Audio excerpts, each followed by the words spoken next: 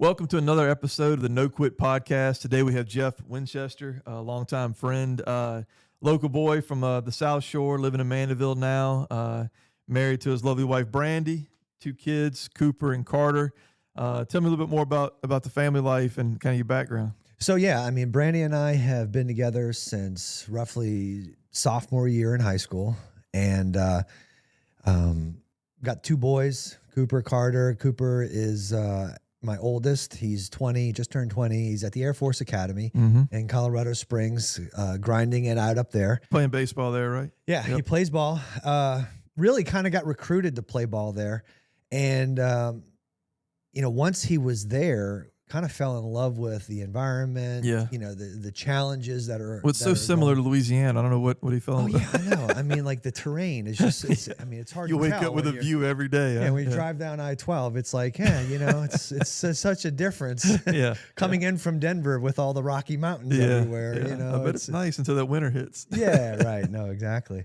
But no, it's he's up there doing his thing, and then Carter, my 15-year-old, is a freshman at Mandeville High. Just started Mandeville High, and they're getting involved in baseball season's coming around the corner, and he's engaged in that. So, but yeah, I mean that's my boys. Yeah. So that's where I wanted to start. So sort of the point of the podcast is sort of trying to bring up adversity, and that can be good or bad things, right? Just getting through things that are tough. And so, your background, and we're going to get into a bunch of different things that you're into, but 98 draft, you get drafted out of high school to the Colorado Rockies to play catcher. Give me a little bit of what that was like, kind of making that leap from high school. Yeah. So, was fortunate enough to be drafted out of Rummel in 98 by the Rockies. Supplemental first round pick. And for you guys that may not know what supplemental means, it's basically just another way of saying, hey, the Rockies picked up a couple extra picks in the first round via trades, and they get to use them. So I like to think that the Rockies traded away Walt Weiss for me, even though that's really not the case. They just picked up an extra pick in the first round, but no, that's kind of what happened. And the Rockies that year had 3 first round picks. The first one was Matt Rooney. He was a pitcher, another high school guy. And then at 36, which was going to be my original slot, according to all the the pre-draft meetings between, my agent, myself, and the Rockies. And then a very good friend of mine, Chu Freeman, slipped in the draft, and the Rockies understandably scooped him up because Chu is an exceptional athlete. What position does he play? He was a center fielder out of Dallas. Yeah. And another high school guy.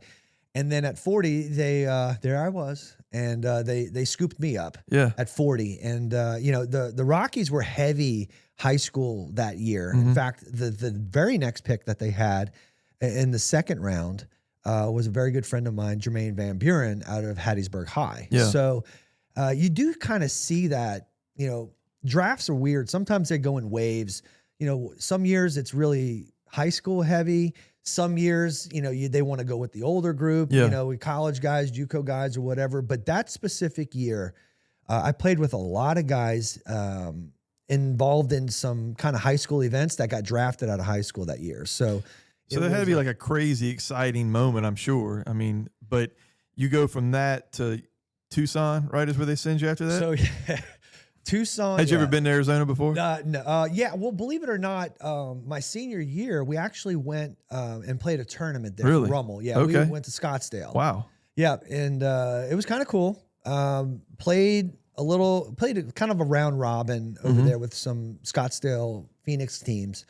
And we got to go watch Stanford play ASU, which was kind of cool. Yeah. But other than that, had never really been to Arizona with any extent, right? Not like we went to vacationing in, Tucson. So it's not like, but 18 years old, got thrown into the Holiday Inn on Palo Verde Boulevard. I remember it in South Tucson. And the only exciting thing that we looked forward to on a weekly basis was the swap meet that took place on from Thursday to Sunday. Good grief.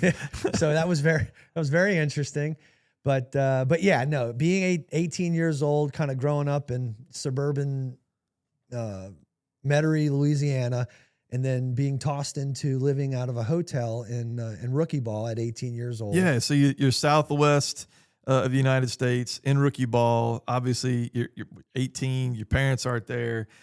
Your girlfriend, now wife, is back at home.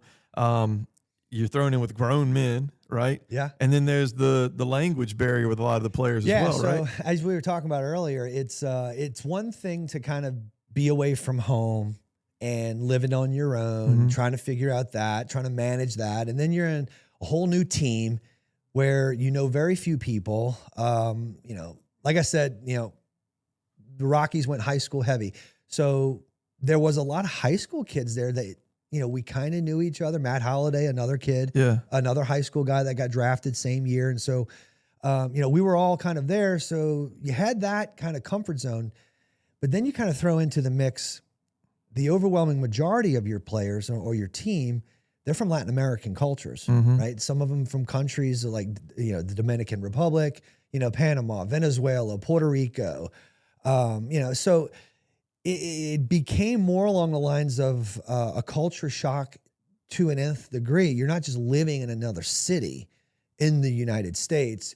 You're interdigitated with players from all of these different regions that, quite frankly, they're young too. Yeah. Some of them, some of them are a little bit older, but a lot of them are just, they're young and where it really became interesting. And this is kind of where it really kind of hit me in the face. I do remember there was one game where I was catching, we're in High Corbett Stadium and, we're kind of doing an inter squad game, but nonetheless, a guy by the name of Inomencio Pacheco from the Dominican Republic is pitching, and he's kind of all over the place.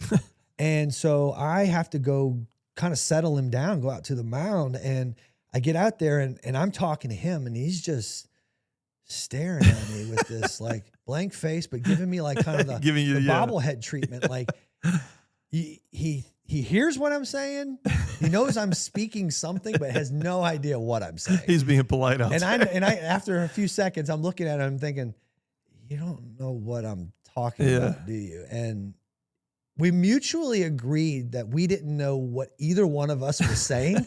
And so I went back to behind the plate, not achieving anything and just continuing on with the rest of the game. So maybe coach won't notice. Yeah, right. So it was at that point where I was like, okay, something's got to change here, because now I'm in, no pun intended, a whole new world. Yeah. Dealing with, guys who didn't speak your language. And, that in essence is also more or less a culture shock. Yeah. But you were saying before, we were kind of talking a little bit on this, you sort of dove in, right? Because you're kind of like that with a lot of things. But you rather than, sort of deal with it just in the game when it came up, you kind of took a different approach. Yeah. Right? So like I said, the people who know me know that I have somewhat of an addictive personality, right? When I get into something, I really, really get into it. And knowing that I was thrust into this environment, I decided that what I was going to do is I was going to try to do my best. You do your best as a person, but also as a catcher. It's important that you have to be able to communicate, and not only you have 15, 16 pitchers on a pitching staff. You've got to be able to manage their personalities and who they are, right? Because every pitcher has a different personality when they step on the mound. Yeah, it's just like any other person. You got to talk to one guy this way and another guy a little bit more temperamental. You got to be a little bit softer, maybe. Right. So, based on scenarios that you're thrust into, how you communicate with this person on the mound is going to determine whether or not you're successful or not. Yeah. And that goes for anything. It's not just a baseball game. I mean, that's everything in life, right? So how you manage people is going to very well determine how successful you or your team can be. And so I started kind of embracing that environment. And what I would do is, and for you guys who are not familiar with the way, rookie ball breaks down, is you start first thing in the morning and you'll have a workout, kind of like a glorified practice, if you want to call it that. That goes from pretty much 8:30 till roughly 11. All right. You do like a 3.5 hour practice. Then you have lunch, and then you play a game at 1 o'clock. So what I would do is, instead of sitting inside the clubhouse to eat my lunch, I would go outside and sit with the players, the Spanish players. Yeah. And, you know, it's players from all these different countries. Mm-hmm. They have all of these different personalities as well. And they're all speaking, and each one of them is trying to speak over the next one. And so it gets really loud and really chirpy, and they're very animated. And the reality is what I purposely sat out there so that I could try to understand their language and how they communicate. And, you know, not just the language, like learning Spanish in high school, but like the lingo, the slang words they're using, how they're speaking. Yeah. Right. Because, I mean, just like any other tone of culture, things. like in the United States, right? You got your people from the Northeast versus the people from the South, and you got the people from Cali, right? You know, it's like, yeah, we're all from the same country, but we all have different backgrounds. We're all and speaking how we different. grow up and how we communicate with each other, and so I purposely would park myself next to some of the guys who were bilingual, because you did have a few of them that spoke English as well too. Some of them from Puerto Rico, one of them from the Dominican Republic, grew up in New York, and you know. So they will help like understand the language barrier, you know. And I would sit next to him and I would just be like, you know, what did he say? ¿Qué dice? Or ¿Cómo se dice this? How do you say this? Or, you know, how do you do this? And, you know, I would sit and ask them, and then slowly what they would say is what the word was that this person said. Yeah. And eventually, after doing that enough, you start developing a little bit more of a... Yeah, I feel like you're almost fluent now pretty well. I mean, when I've heard you speak... Well, it's been such a long time since I've used it, you know, but, you know, the reality is, yeah, I did take 3 years of Spanish in high school, and I did have a decent foundation. Yeah. I wasn't the greatest student, okay, but when you're thrust in that environment... Yeah, I was about to say... You're kind of like, every day. Okay, what did I learn in Spanish class? And it's different from a grade to like you need it for the, you know, your livelihood now. So yeah. I mean, this is, I mean, truth be told, I mean, your ability to be bilingual in professional baseball, your stocks skyrocket. I was about to ask that. So like, is that something that the coaches caught on to? Was that a benefit or a reason to more likely play you or start you in a position because of the pitcher maybe on the mound? Or now it would never erase the fact that I would hit below the Mendoza line. I mean, if I'm hitting $180, they're not going to be like, hey, yeah, but you speak Spanish. Yeah. Yeah, they would probably give me. Yeah, but if you got a guy throwing a one hitter up there, right? Less need for runs. Yeah. No, I mean, yeah, to a certain degree, that kind of helps. Don't get me wrong. I mean, it keeps you around a little bit longer.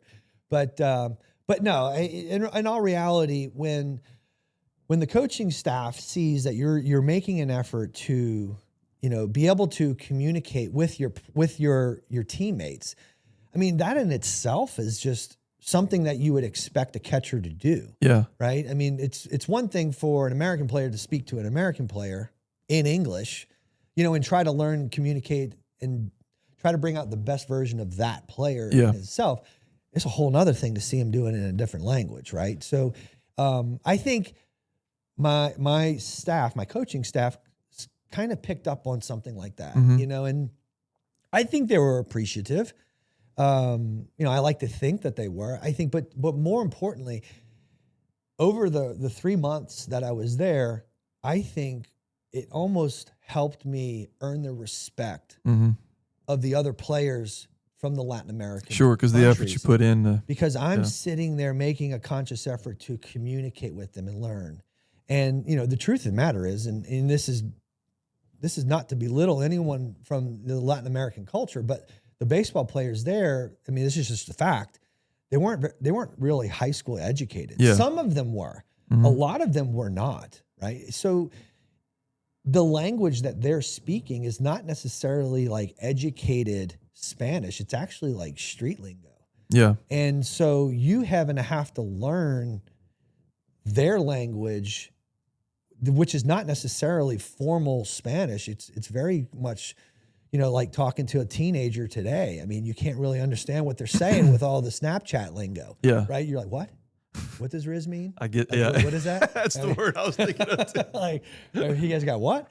But no, I mean, that in itself was a challenge. But so you spend what, 9 years? So yeah, 9 years. Well, I say 98 to 07. Yeah, I mean, I retired in spring training in 2007. So yeah, I mean, I And your was going boys to are how town. old at that point?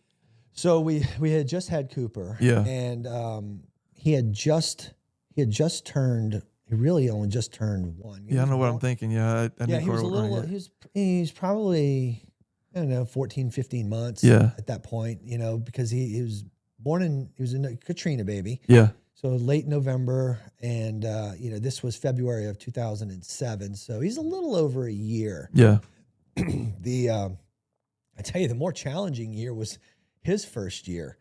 In 2006 was wild for me with that. Yeah, I bet. Playing pro ball. Yeah, And being away and well, yeah, I also- mean, it started with Katrina, and then Yeah. just like anybody else, it was kind of wild, but forced to live, in Asheville, North Carolina, because Brandy was 7 months pregnant Sure. when Katrina happened, and so we wound up living in Asheville, which is a city that I played in for 2 years, and I lived with a host family up there. And you're still tight with them too, Oh, right? we are family. I Yeah. mean, we consider them to be our family. In fact, we're going to a wedding in April for Autumn, who is the daughter. But I lived with the Stones, Brad and Valerie, up there, and we had an incident that wound up connecting us in a whole nother level that happened up there with the passing of one of their children. But when it's all said and done, they wound up being we wound up being up there for Cooper's birth. Yeah. And then from that point on, it was started. Like, I signed with the Cubs in spring training. And then in 2 months later, we wound up packing Cooper in the car at 3 months old, driving across country to Phoenix, Arizona. Oh Lord, back to Arizona. Yeah. Went back over there, went to spring training with the Cubs, got released after my 3rd week in spring training. And then my agent tells me to stay in Phoenix for about 3 days. And then after that, I wind up getting picked up by the Phillies. And then I had to be in Clearwater, Florida, Holy crap. 3 days later. So I packed him back in the car. That's like a 3-day drive from Everything there. I had, put Brandy in the car, put Cooper in the car, and he's 4 or 5 months old. 4 months old at this point. Drove back across country Yeah. and played that entire year. I was back and forth between Clearwater, Florida, Reading, Pennsylvania, all season long. Yeah, I think I remember y'all being over there because we had some other friends, Jeffrey and Jayla, who y'all had kind of ran into, I guess, when they were living in Tampa, maybe, or something like that. Yeah. Well, we had a number of friends over there. Natalie Mann, another friend. Oh, that's right. I She's not forget. married Yeah, anymore. But I think that's a side of the sport that few people see or think about, right? I mean, all we hear is, supplemental first round draft, you playing pro ball, and you skipped over college to do it.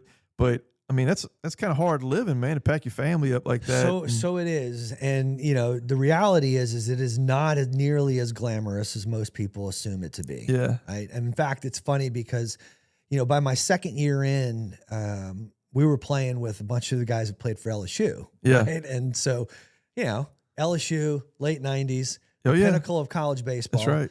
And some of my boys were used to flying chartered flights and living in the hotels are like the Ritz. And, Yeah, and now they're on the living bus. it up. And hey, congratulations, you're now playing professional baseball. You get this 1977 model coach bus that you get to drive 9 hours in. Yeah. and by the way, you're staying at the Vagabond Inn. So it was a real culture shock for a lot of guys in that regard because, But eventually you make the transition out, right? So you played your years, you decide you're gonna retire from baseball. Yep. You're gonna basically start raising some catchers, right? And so now you're Try. coaching. And are you in medical sales at that point already as well? Did you go straight into that? So or? no, there was a small gap after I graduated. After I retired in 2007, I came back home, and the reality is when you're a baseball player, you're a baseball player. That's right. You're a professional baseball player for 9 years, and you never really truly think about life after baseball. Until it's to the point where it's like, okay, well, what in the world am I going to do now? And so part of my contract was that the Rockies would pay for me to go through 8 semesters at the college of my choice. Okay. I mean, that's one of the enticing things about signing out of high school is that, hey, I want to make sure that, at least I have 8 semesters You've got some of kind of college backup. paid Yeah. for. So when Was it limited anyway? Like it had to be in the state or had to be a state school or? Not necessarily. I think it was limited on how much. Like I okay. couldn't go to Tulane. Yeah, that's what I was wondering. They weren't going to pay that much, but I wind up going to UNO. Sorry, I was going to say LSU, but I wound up going to UNO, and I was going there, and man, the sucky part was that because you're out of school for 10 years, your transcripts are no longer valid. Really? Yeah. So I had to go back in and take some remedial classes. I guess you're 10 years removed from high school, calculus or whatever. Yeah. Right. So none of my transcripts were actually applicable to UNO at the time. So I'm literally starting all over again, school wise. And so I started going to UNO, and about 3 semesters in, in between classes, I'm also doing lessons, right? It's what every ball player does, right? So I happened to be doing lessons, long story short, for a buddy of mine who was the senior rep for a sports medicine, surgical device company locally in the area. And they happened to be getting busy at that time. And, cutting this longer story way much shorter, he goes, "Hey, would you be interested in getting into this gig? We're overloaded with work. You got a cool story. You're in sports. Yeah. It's sports medicine. It's orthopedic sales." And I was like, I mean, what do I have to lose? Sure. Why not?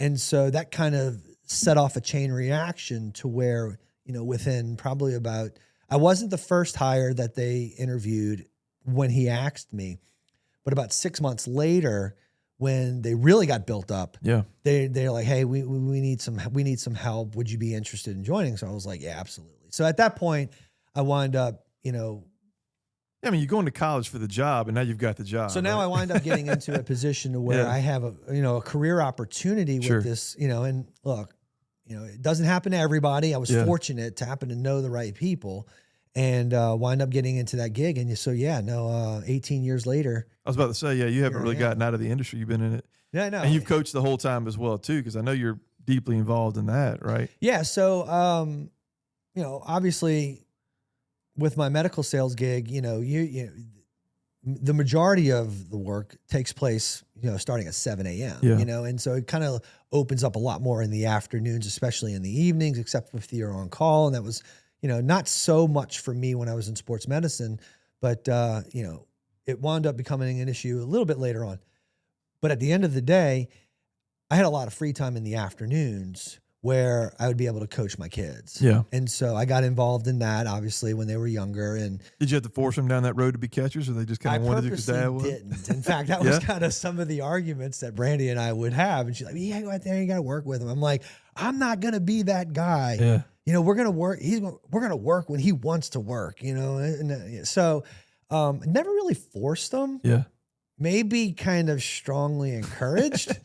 But it's hard not to, I'm sure, because you have so much knowledge and background there. It's such a leg up, to be able to coach a kid and teach them all the little things that can be such a big deal, I guess, when you compile them all together, right? Yeah, well, I mean, I never wanted to be someone who forced my kids to do anything. I mean, I wanted them to genuinely be interested.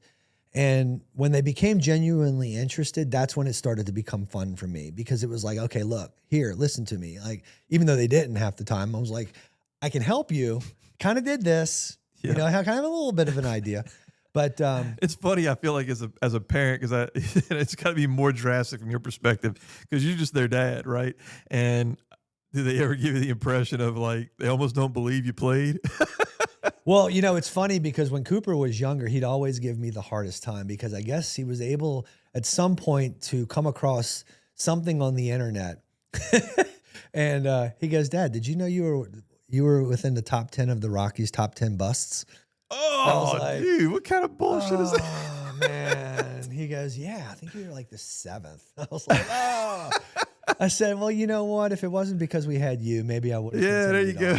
Place the blame back on him. What does he have to, has he faced any kind of big, tough times, I guess, you've had to help him work through? Like, I guess, as he makes his transition into Air Force? I mean, because that's a drastic change in itself, right? It's not like just going off to a regular college and play ball. I mean, you have all those military aspect. No, I have a newfound respect for the cadets, the midshipmen, all of those cadet athletes for the academies that have to go through what they went through. And then we get a little taste of it, because we had stories like Paul Skeens just recently, and the whole idea of him transferring out of Air Force into LSU. They talked a little bit about it, but that in itself, you talk about good people to interview. That would be one, because it is one of those where, they break you down. Yeah. Because they want to build you back up. And the way that they're going to build you back up is they're going to build you back up into a warrior. Yeah. Right? They're going to build you into, and this is one of Kaz's favorite things to say. Kaz is his head coach. We're going to make you into a war fighter, right? That's an aspect that's just like hard to fathom for most people, because that in itself, every little thing you do is training with the expectation of you're going to be fighting for your lives. Sure. One day. But I don't know whether it was you or Brandy or maybe when I talked to Cooper at one point, somebody was giving me the impression of what kind of a day in the life was like. And it was almost like he played at Dayton in Ohio. Then he was taking classes at night. The tutors follow him. So I'll tell you, he had a very difficult first year. Yeah. Very difficult. And, as an 18-year-old kid, you're thrown into the mix, right? But it's the academic side of things. They have a very, very high, standard for academics there. Right? Any of the academies, really. We're talking West Point, Annapolis, Air Force Academy. It doesn't matter, but the level of academic struggle is there on its own. Yeah. And then you add the military side of things, where every morning, they're out doing their, I don't know what the term is, assembly or whatever, and then they go to class. And then if you're an athlete, intercollegiate Division I athlete, you're out there doing your thing. You got practice, and then you have to study.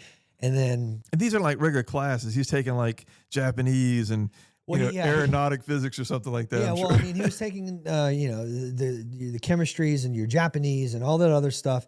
And he did that in the spring semester. Yeah. And while they're playing. Yeah. And so with the Air Force Academy, they're on the road 60 days of the spring. And so, yes, the difficulty of what they had to do was not only, be on the road, getting ready to play a Division I caliber, schedule, but they're also have to do all of their schoolwork in the hotel lobby. And these aren't close trips either, right? It's not like you're playing in the SEC. It's just the southeastern region. It's like they're playing in Ohio one day and Hawaii the next, and then Utah. They had a point within 1 month he was in all 4 time zones. Good grief. Yeah, it would start off at Florida last year in the Eastern time zone. Yeah. Then they moved to Vandy, which I want to say Vandy's in the Central time zone, if I'm not mistaken. And then they went to back home for a series, and then they went to California for a series. And are you feeling like you're ever having to kind of talk him off the ledge a little bit? Because that's got to be wearing you down. Well, initially, right? In the first year, he was getting pounded, from an academic standpoint, from a travel standpoint, and just like any other collegiate athlete, you're coming from a high school environment where you played a lot. Yeah. And then you get into an environment there where, everybody's back good. down at the bottom totem. Especially the guys that are ahead of you, the older ones, they're really good. And so you don't play. And so you wind up being in a position where you're having to have to embrace this concept of you're the low guy on the totem pole. And you're struggling academically, and you're fighting to keep up. Just work all around. Have to do all of these things. And you got this military concept that you're also having to have to deal with. The physicality of everything is tough.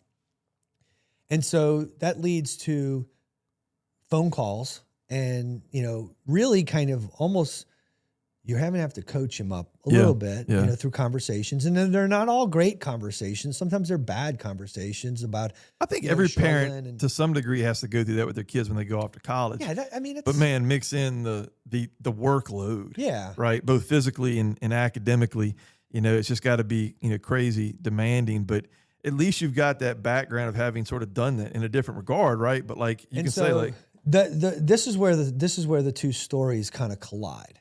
Right. And I always, through that first year, was able to relate to, number one, what it's like to live away. because at 18 years old, we were both living away. Yeah. Number two, dealing with environments that, are very strenuous, they're hard to deal with. He has one up on me because he's had to do all of this in the academic world. I said, but in reality, traveling in and out of hotels. Man, you learning a whole new language though. Sure. Right. Well, okay. Yeah, I'll have that. But in reality, the travel back and forth, how to really kind of recover your body with all the travel, living in and out of hotels. Yep. There's been plenty of instances where I felt like I was using the term, hey, listen, I've been there before. I know, like, you got to do this, this, this, and this to try to help with the overall recovery of everything that you're doing. And I would think back to the days that I was traveling as much as he was, in my minor league ball era. And, being in and out of hotels all the time. It does help to be 18 and 19 years old, though. Yeah, I mean, you recover a lot better than you do your body at 46. obviously does. No question about it. But in the same sense, the path that he took, the path that I took, they overlap a little bit. Yeah. But in the same sense, there's also differences. So some things I can relate to, some things I can't.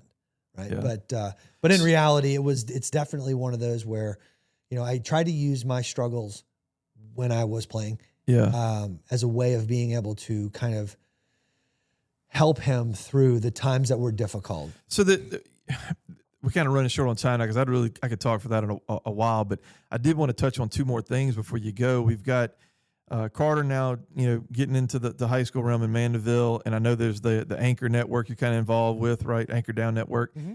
And then you have your barbecue thing going, and I don't want to let you leave without talking about that a little bit. So let's touch on those two real quick before you go. Let's just say real quick, the barbecue thing here is just, it's more or less a glorified hobby. Okay, I don't hunt. Yeah. I don't fish. I don't have a camp. I lost one of my kids to, the world, and so 50% of my responsibilities have diminished. And so one of my passions that I'd really like to do is I do like to cook. Well, look, man, right? I mean, so sophisticated smoke, right? Sure. Yeah. All right. Well, I'll beef up your ego a little bit here. I mean, it's like Pavlov's dog now. If I get off at the exit you live on, my mind immediately goes to smoked turkey, brisket, things like that. It's like I immediately think about it. I mean, every time I get off there, I'm like, I wonder if Jeff's home. I ask I'm like, Martha, you want to call just in case we can go stop by and grab some meat? I mean, it's phenomenal. Well, when I say I get into something, I get into something. Yeah. And believe it or not, it's kind of like it happens so much because in my real job, I say my real job, we do a lot of catering services. Well, we do a lot of in-services for doctors and hospital organizations and whatnot. And so, my thing is I like to really try to go the extra mile to win the deal. Sure. And, it happened to be one specific deal that I was doing. I went all out and I was like, I'm going to cook for y'all. I'm going to do that. And so, like I said, when I get into something, addictive personality. And so for the last 5 years, I have gotten really into the whole Central Texas cuisine and smokehouse style barbecue. And you're over in Texas a lot because your company's based there, right? Yeah, so you get exposure that way. I'm there all the time. Yeah. And it's one of the perks of my job, which what I do, and I travel a good bit to Texas. I mean, I have territory in Austin. I have territory in Fredericksburg, Victoria, Corpus Christi. So when I go there, I really appreciate going there and learning the cuisine and this and the other, because it's, hey, look, I like to eat, right?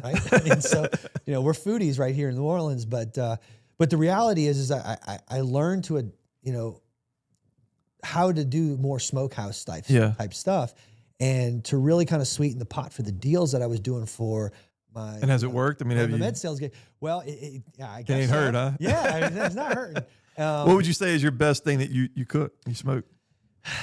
Oh man, I've really kind of learned the art of brisket. Yeah. I had that the other day. Yeah, that was phenomenal. I will say that. And then, I got a lot of compliments on the turkey that we did. That was good. And, I did, we did cater a wedding the other day. How'd it go? Which was, the end result was excellent. Yeah. It was a little bit of a struggle getting there.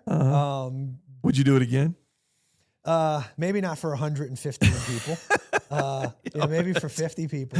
Yeah, that's a lot of people. But yeah, no, I mean, in fact, the reason why I got the wedding was because one of the girls at the hospitals ate it and was like, it's great. I want this for my wedding. And, it turned out to be very good. Yeah. Well, we're going to have you probably do an event of ours and try to get your name out there a little bit more. That way, you can decide whether you want to take on, new catering type work. But I mean, it's phenomenal. You're doing a great job with it. And that's what I do. I mean, and Carter does it with you too, right? And that's the second real reason why I do it. Yeah. Right. I mean, he's very into cooking. Yeah. He loves food as much as I do, as much as any of us do. And I think one of the things that I learned when Cooper went away was that I needed to do more things with my boys that did not consist of a baseball or any ball for that matter. And so now we can kind of bond in a way that doesn't necessarily, we're not always getting in the car talking about, the 0 for 3 that you did, or, how we can get in the cage and do this, that, and the other. I really wanted something else. Yeah. And so part of why we do what we do with what we do, and as far as the smoke and stuff, is because it's our way of being able to connect on a level that's different than just talking sports. But he's still an excellent catcher too, right? He's got the season coming up. I mean, sounds like he's going to get. Is he going to get some time at the varsity level as a freshman? Well, you maybe keep your fingers crossed. Yeah. I mean, they're in a position right now where one of their best catchers is also one of their best pitchers in Sam Morris, who actually signed with Southeastern. So somebody's got to catch him. And well, I mean, there's a number of catchers. Yeah. And I always tell my boys, you're all, if you're not the starting guy, you're one injury away from getting that much closer. Sure. And while they do have a couple other catchers on the team, maybe he gets some time in. Yeah. What we're just kind of waiting and see. And I always tell him, listen, you're there. You're the young guy on the totem pole. Help out any which way you can, whether it's catch bullpens, whether it's if you're getting in the game, great. If you're getting in the game, great. If you don't, be a good teammate and learn. Just embrace the environment. Yeah. So, but we'll see. We'll see how it all turns out. Well, man, I'm sorry to run short of time because I feel like I could talk about barbecue all day, and we didn't even touch on Brandy much, and y'all being together so long. So we'll have to have you back because she's going to feel left out a little bit. How much time do we have? But man, I appreciate you coming in. Absolutely. And good luck with not just the boys and baseball and stuff like that, but the sophisticated smoke. Because I mean, it's phenomenal. If you get any better at that, I mean, you're gonna have to open a restaurant. I'm at the help. We're not at that point yet. I like to do it as a kind of a hobby and something fun to do.